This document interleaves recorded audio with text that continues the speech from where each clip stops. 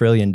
Every day they sort of reset the number until Congress raises the debt limit. Now you say, how do they do that? Well, they start selling off the postal workers' pension fund.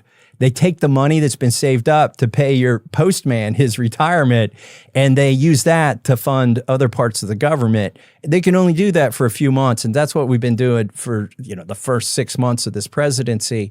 And pretty soon we're going to run out of all those extra things we can spend. That we're leveraging, basically? Yeah, we're leveraging all that, and they're going to have to pay it all back. So we're really probably are closer to 36.6 or 36.8 trillion.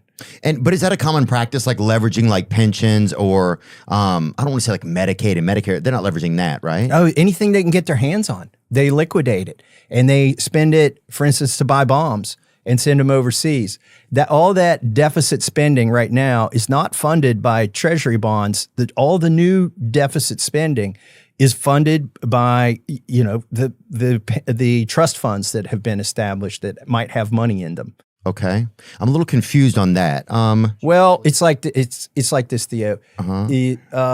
Let's say you saved up for your kids' college. Okay, they've been going to college, and you got enough to pay the next semester of college, but your credit card comes in, and your credit card gets canceled. So instead of renewing your credit card, you just spend your kids' next tranche of tuition or something. But you got to find that money before the next semester comes back, or else they get kicked out of school. Okay, and so how do we find that money? Like, because obviously we repeatedly...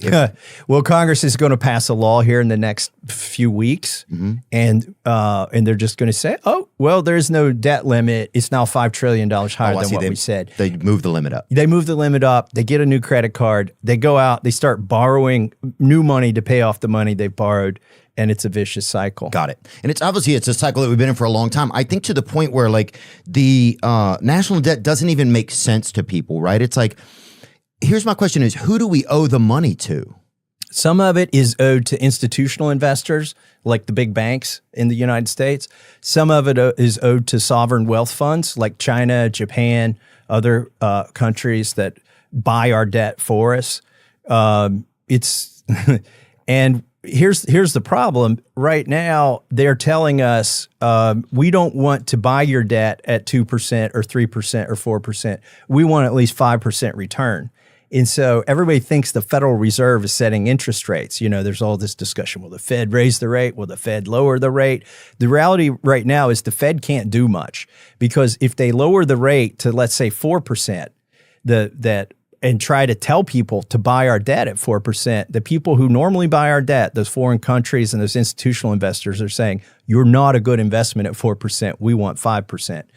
And that's a big problem, because just to put it in perspective, let's round this number. If it were $30 trillion and we were paying 5%, that is $16,000 per family. I've already done the math. I'm not doing all that in my head right now, but it's $16,000 per family of interest that we are paying. Got it. So when you pay your taxes for your family, the first $16,000 goes to nothing except for the interest that's paid to those foreign countries and to the big bankers. But so we're never going to defeat this number.